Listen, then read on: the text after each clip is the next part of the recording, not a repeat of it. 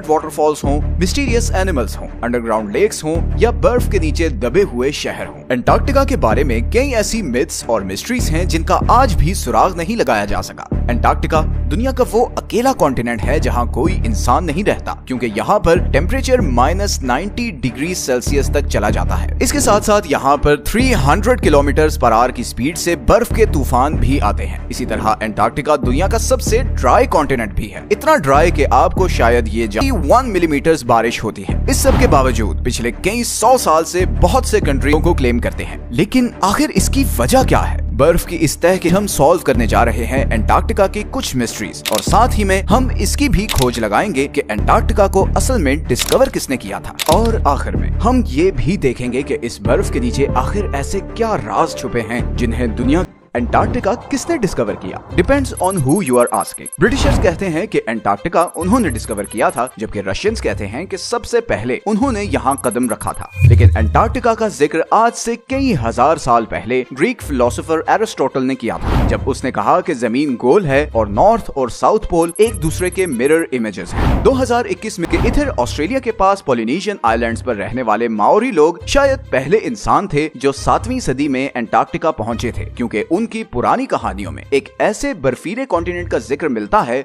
जो जमीन की सदर्न साइड पर है। खैर, रिकॉर्डेड हिस्ट्री में ब्रिटिश ऑफिसर जेम्स कुक वो पहला यूरोपियन था जो वो अभी अंटार्कटिका से 130 किलोमीटर दूर ही था कि उसने अपनी शिप वापस मोड़ ली, क्योंकि उसे अंटार्कटिका तो नजर नहीं आया, मगर पानी में तैरते हुए आइसबर्ग्स जरूर नजर आए। और समुद्र के तेवर कुक के बाद और भी बहुत से लोगों ने अंटार्कटिका डिस्कवर करने की कोशिश की, मगर वो कामयाब नहीं हो सके। फिर 19वीं सदी के आते ही इकोनॉमिक डोमिनेंस के लिए कंट्रीज के बीच एक कंपटीशन शुरू हो गया। दुनिया और नए ट्रेड रूट्स डिस्कवर हो रहे थे, इंडस्ट्रीज लग रही थी, हर कंट्री आने वाली, इसीलिए एक्सप्लोरेशंस उरूज पर थी। ऐसे में 1819 में रशियन एम्पायर ने रशियन एक्सप्लोरर फेबियन वॉन बेलिंग्सहाउसन को ये टास्क दिया कि वो पूरी दुनिया के गिर्द चक्कर लगाए और नई कंट्रीज और कॉन्टिनेंट्स डिस्कवर करे। 1820 में फेबियन ने कैप्टन कुक की प्रेडिक्शन गलत साबित की और यहाँ सदर्न ओशन में पहुंचकर अंटार्कटिका को बहुत करीब से देखा। गो के उसने अंटार्कटिका पर कदम नहीं रखा था, मगर रॉबर्ट फैल्कन स्कॉट 1911 में अपनी टीम के साथ अंटार्कटिका पर उतरा और तकरीबन 400 माइल्स तक आगे गया, मगर फिर खराब मौसम और भूख की वजह से उसे वापस पलटना पड़ा। लेकिन वापसी का ये सफर बहुत ही भयानक साबित हुआ। स्कॉट और उसकी टीम सख्त सर्दी और बर्फानी तूफान में फंस गए और इन सब की मौत हो गई। फिर वर्ल्ड वॉर 1 के बाद बहुत सी कंट्रीज ने यहाँ अपनी टीम्स भेजी और इस कॉन्टिनेंट को क्लेम करने की कोशिश की। 1939 में हिटलर के कहने पर जर्मन एयरफोर्स ने यहाँ नाजी फ्लैग्स भी गिराए ताकि इस एरिया को नाजी जर्मनी के कंट्रोल में दिखा सके। वर्ल्ड वॉर 2 के बाद बहुत सी कंट्रीज ने यहाँ अपने रिसर्च स्टेशन सेटअप किए और यहीं से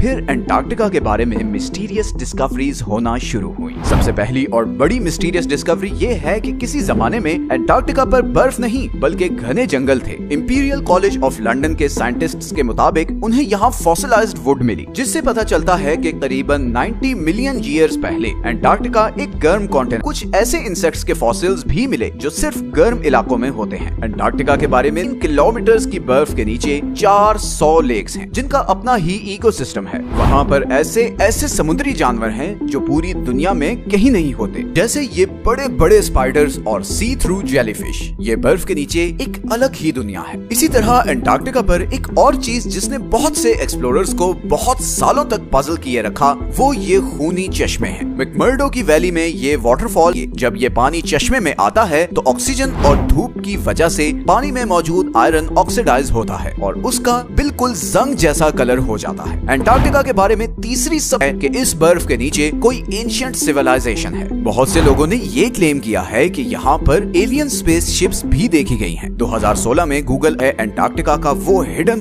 दूसरे जियोपॉलिटिकल इश्यूज में उलझी हुई है। वहीं अमेरिका, चाइना और सोवियत यूनियन अग्रेसिवली अंटार्कटिका पर एक्सपेडिशंस भेज रहे हैं। इनफैक्ट चाइना ने तो वहाँ अपने मल्टीपल रिसर्च स्टेशन सेटअप किए हैं। अंटार्कटिका में साइंटिफिक इन्वेस्टिगेशंस कर सकता है, बस उसे इंस्टेयर करना होंगे। 1992 में यूएस जियोलॉजिकल डिपार्टमेंट के सर्वे में ये डिस्कवरी सामने आई कि अंटार्कटिका में 500 बिलियन बैरल्स के नेचुरल गैस और ऑयल के रिजर्व्स हैं। लेकिन चाइना और ये दूसरे कंट्रीज इस ऑयल और गैस के लिए अंटार्कटिका में इंटरेस्टेड नहीं है, बल्कि हाल ही में अंटार्कटिका में बहुत ही बड़ी क्वांटिटी में की डिमांड ऑयल और गैस से भी ज्यादा है। इलेक्ट्रिक कार को कंट्रोल करने की ये रेस ही इन सुपर पावर्स को एंटार्क्टिका में ले आई है। एंटार्क्टिका की लास्ट मिस्टीरियस डिस्कवरी ये सदर्न ओशंस है। दुनिया के खतरनाक तरीन समुद्रों में सदर्न ओशन का नाम आता है। हमारी दुनिया का क्लाइमेट और वाटर सप्लाई ये सदर्न ओशन ही कंट्रोल करता है, क्योंकि ये अटलांटिक और पैसिफिक ओशन के साथ भी मिलता है। साइंटिस्ट्स के मुताबिक दुनिया का 15% carbon emission southern ocean absorb करता है और ग्लोबल वार्मिंग के साथ साथ इस ओशन की इंपॉर्टेंस बढ़ती जा रही है, क्योंकि यहाँ पर जमी हुई बर्फ पिघल रही है और बर्फ के पिघलने से बहुत से खजाने अब बाहर आ रहे हैं, जिन समुद्रों में कभी इंसान जाने का सोच भी नहीं सकते थे। बहुत जल्द वो इम्पोर्टेंट ट्रेड रूट्स बनने वाले हैं। एंटार्क्टिका पर अब भी बहुत सी स्टडीज चल रही हैं और हु नोज कि आने वाले टाइम में और क्या मिस्टीरियस चीजें एंटार्क्टिका के बारे में डिस्कवर होंगी। ये हैं वो सारे